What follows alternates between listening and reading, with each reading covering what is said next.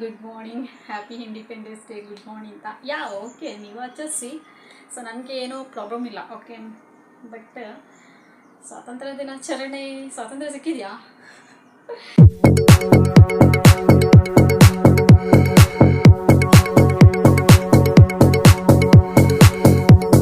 Hi guys, welcome back to my YouTube channel.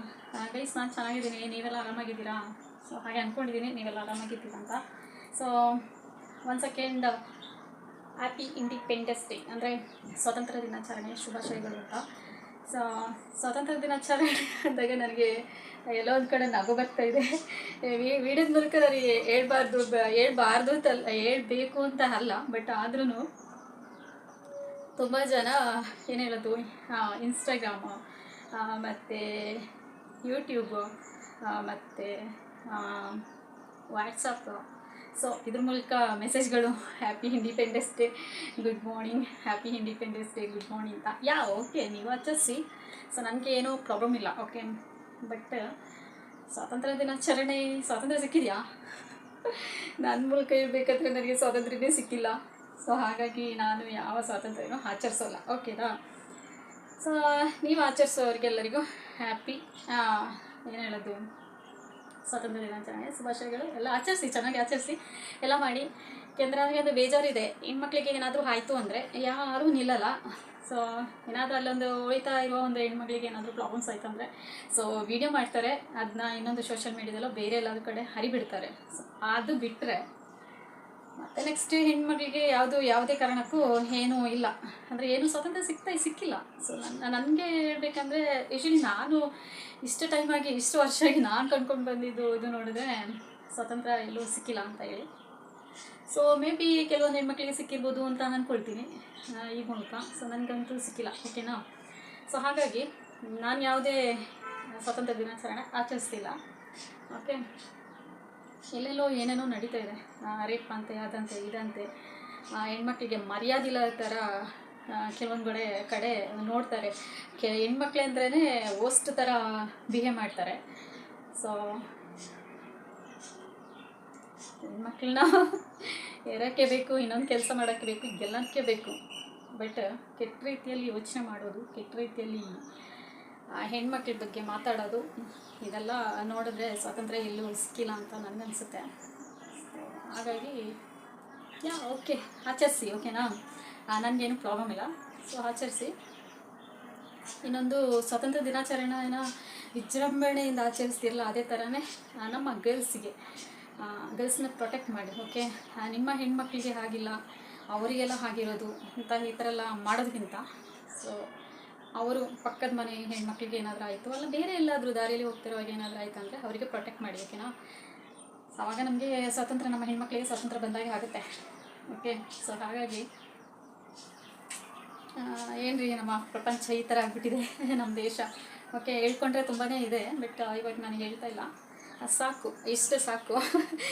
So ಹಾಗಾಗಿ ಇವಾಗ ನಾನು ಏನು ಬಂದೆ ಅಂದರೆ ಏನಕ್ಕೆ ವೀಡಿಯೋ ಮಾಡ್ತಾಯಿದ್ದೀನಿ ಅಂದರೆ ಸ್ವಾತಂತ್ರ್ಯ ದಿನಾಚರಣೆ ಬಗ್ಗೆ ಭಾಷಣ ಬಿಡಲಿಕ್ಕೆ ಅಂತೂ ನಾನು ರೆಡಿ ಇಲ್ಲ. ಸೊ ಹಾಗಾಗಿ ಅದು ಎಷ್ಟು ಭಾಷಣ ಬಿದ್ದರೂ ಅದೆಷ್ಟೇ ನಾವು ಹೇಳಿದ್ರು time waste. Okay, time waste of the time ಅಂತ ಹೇಳ್ತಾರಲ್ಲ ಆ ಥರ. ಸೊ ಹಾಗಾಗಿ ಇವಾಗ ನಾನು ಸ್ಕಿನ್ ತುಂಬಾ ಪಿಂಪಲ್ಸ್ ಬರ್ತಾ ಇರುತ್ತೆ, ಸ್ಕಿನ್ನಲ್ಲಿ ಮುಖದಲ್ಲಿ ತುಂಬಾ ಪಿಂಪಲ್ಸ್ ಬರ್ತಾ ಇರುತ್ತೆ. ಸೊ ಅದಕ್ಕಿರೋದು ಎಲ್ಲ ವೀಡಿಯೋಗಳನ್ನ ನಾನು ಮಾಡಿದ್ದೀನಿ.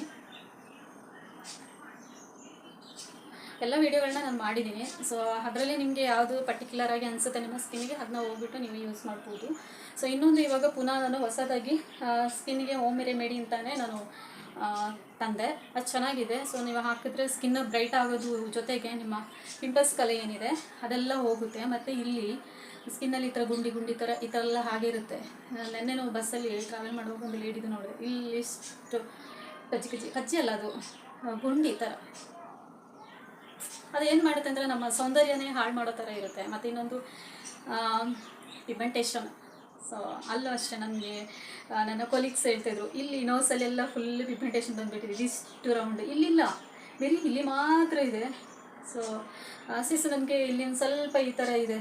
ಸೊ ನೀವು ಚಾನಲ್ ಇದು ಮಾಡಿದ್ದೀರಲ್ಲ, ಚಾನಲಲ್ಲಿ ಏನಾದರೂ ಹಾಕಿದ್ದೀರಾ ಈ ಥರ ಪಿಗ್ಮೆಂಟೇಷನ್ಗೆ ಅಂತ ಕೇಳ್ತಾಯಿದ್ರು. ಸೊ ನಾನು ಹೇಳಿದೆ, ನನ್ನ ಚಾನಲ್ ಹೋಗಿ ನೋಡಿ, ಪಿಗ್ಮೆಂಟೇಷನ್ಗೆ ಕರೆಕ್ಟಾಗಿರೋ ಮೆಡಿಷನ್ ಹೋಮ್ ರೆಮಿಡಿ ಅಂತಲೇ ಇದೆ. ಸೊ ಅದನ್ನ ಹಾಕಿ ಹೋಗುತ್ತೆ ಅಂತ ನನ್ನ ಕೊಲೀಗ್ಸಿಗೆ ಹೇಳಿದೆ ಮೊನ್ನೆ. ಸೊ ಹಾಗೆ ಕೆಲವೊಂದು ಮುಖದಲ್ಲಿ ಆ ಥರ ಬಂದು ಕೂತಾಗ ನಮ್ಮ ಏನು ಹೇಳೋದು, ನಮ್ಮ ಅಂದನೇ, ನಮ್ಮ ಸ್ಟೈಲೇ ಹೊರಟೋಗುತ್ತೆ. ಓಕೆನಾ, ಏನಾದರೂ ಒಂದು ಬಂದರೆ ಸಾಕು ನಮಗೆ ಅದ್ರ ಮೇಲೇ ಯೋಚನೆ ಇರುತ್ತೆ, ಏನಪ್ಪ ಈ ಥರ ಇದೆ ಅಂತ ಹೇಳಿ.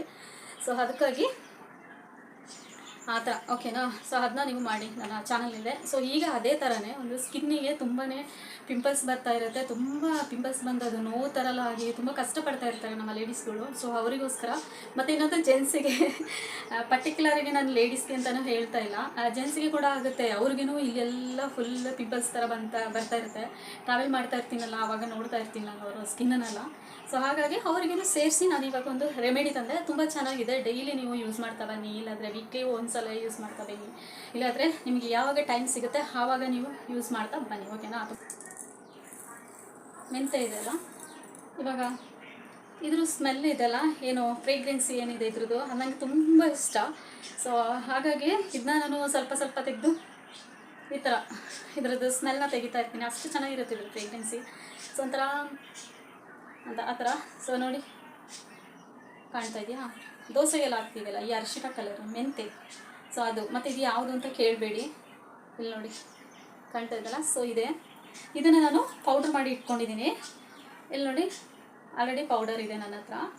ಸೊ ಏಕೆಂದರೆ ಇದು ಫೇಸಿಗೆ ಬೇಕು ಅಂತ ಹೇಳಿ ನಾನು ಪೌಡರ್ ಮಾಡಿ ಇಟ್ಕೊಂಡಿದ್ದೀನಿ. ಸೊ ಅದ್ರದ್ದು ನಾನು ಇವಾಗ ವಿಡಿಯೋ ನಿಮಗೆ ತೋರಿಸ್ತಾ ಇರೋದು ಈ ಪೌಡರ್. ಸೊ ಇದನ್ನ ನಾನು ಏನು ಮಾಡಿದ್ದೀನಿ ಅಂದರೆ, ಪೌಡರ್ ಮಾಡಿ ಆದಮೇಲೆ ಜರಡಿ ಹಿಡಿತೀವಿ ನಾವು, ಒಂದೇ ಥರ ಜರಡಿ ಹಿಡಿತೀವಿ. ಜರಡಿ ಹಿಡಿದಿದ್ದು ಇಲ್ಲಿದೆ ನೋಡಿ, ಓಕೆ. ಈ ಜರಡಿ ಹಿಡಿದಿದ್ದನ್ನ ನೀವು ಸ್ಕ್ರಬ್ ಥರ ಯೂಸ್ ಮಾಡ್ಬೋದು ಸ್ಕಿನ್ನಿಗೆ. ಮತ್ತು ಈ ಪೇಸ್ಟ್ ಏನಿದೆ, ಇದು ಪೌಡರ್ ಏನಿದೆ, ಈ ಪೌಡರಿಗೆ ಸ್ವಲ್ಪ ಅಲೋವೆರಾ ಜೆಲ್ಲು ಮತ್ತು ಹನಿ, ಇಲ್ಲಾಂದರೆ ಹಾಲು ಅಂದರೆ ಮಿಲ್ಕ್ ಏನಿದೆ ಅದನ್ನ ನೀವು ಮಿಕ್ಸ್ ಮಾಡಿ ಈ ಪೌಡರ್ನ ಹಾಕಿ, ಎಷ್ಟು ಸ್ಪೂನ್ ಬೇಕೋ ಅಷ್ಟನ್ನು ನೀವು ಹಾಕಿ ಫೇಸಿಗೆ ಅಪ್ಲೈ ಮಾಡುವಂಥದ್ದು. ಸೊ ಅದಾದಮೇಲೆ ಏನೋ ಒಂದು 20 ಮಿನಿಟ್ಸ್ ಇಲ್ಲಾಂದರೆ 10 ಮಿನಿಟ್ಸ್ ಈ ಥರ ನಿಮಗೆ ಆ ಟೈಮ್ ಯಾವ ಥರ ಆಗುತ್ತೆ ಆ ಥರ ಮಾಡ್ಕೊಳ್ಳಿ. ಸೊ ಜಾಸ್ತಿ ಅದನ್ನ ಒಣಗಲಿಕ್ಕೆ ಬಿಡಬೇಡಿ, ಓಕೆನಾ. ಸೊ ಆ ಥರ ಮಾಡಿ ನೀವು, ಇದರಿಂದ ಒಳ್ಳೆ ಬೆನಿಫಿಟ್ಸ್ ನಿಮಗಿದೆ, ಓಕೆ. ನೋಡಿ, ಮೆಂತೆದು ಏನು ಹೇಳೋದು, ತರಿ ಅಂತ ಏನು ಹೇಳ್ತೀವಿ, ಅದು ರವೆ. ಸೊ ಇದು ಬಂದು ಪೌಡರ್, ಓಕೆ. ಅಲೋವೆರಾ ಜೆಲ್ ಇಲ್ಲ ಅಂದರೆ ನೀವು ಹಾಲಿಗೆ ಮಿಕ್ಸ್ ಮಾಡಿಕೊಂಡು ಪೇಸ್ಟ್ ಚೆನ್ನಾಗಿ ತಿರುಗಿಸಿ ಅದನ್ನ ಅಪ್ಲೈ ಮಾಡಿ. 10 ಮಿನಿಟ್ಸ್ ಆದಮೇಲೆ ನೀವು ವಾಶ್ ಮಾಡಿ. ಈ ಥರ ಮಾಡ್ತಾ ಬಂದರೆ ಸ್ಕಿನ್ ಬ್ರೈಟ್ ಆಗುತ್ತೆ, ಮತ್ತು ನಿಮಗೆ ಸ್ಕಿನ್ನಲ್ಲಿ ಪಿಂಪಲ್ಸ್ ಏನಿದೆ ಅದು ಕಲೆಗಳು ಹೋಗುತ್ತೆ, ಓಕೆನಾ. ಸೊ ಈ ವಿಡಿಯೋ ಇಷ್ಟ ಆಯಿತು ಅಂತ ಅಂದ್ಕೊಳ್ತೀನಿ. ಇಷ್ಟ ಆಯಿತು ಅಂದರೆ ಲೈಕ್ ಮಾಡಿ, ಶೇರ್ ಮಾಡಿ, ಕಮೆಂಟ್ ಮಾಡಿ, ಹಾಗೆ ಸಬ್ಸ್ಕ್ರೈಬ್ ಮಾಡ್ಕೊಳ್ಳಿ ನನ್ನ ಚಾನಲ್ನ ಅಂತ. ಸೊ ನೆಕ್ಸ್ಟ್ ಒಂದು ವಿಡಿಯೋದಲ್ಲಿ ಮತ್ತೆ ನಾನು ಮಾತಾಡ್ತೀನಿ. ಅಲ್ಲಿವರೆಗೆ ಥ್ಯಾಂಕ್ ಯು ಸೊ ಮಚ್.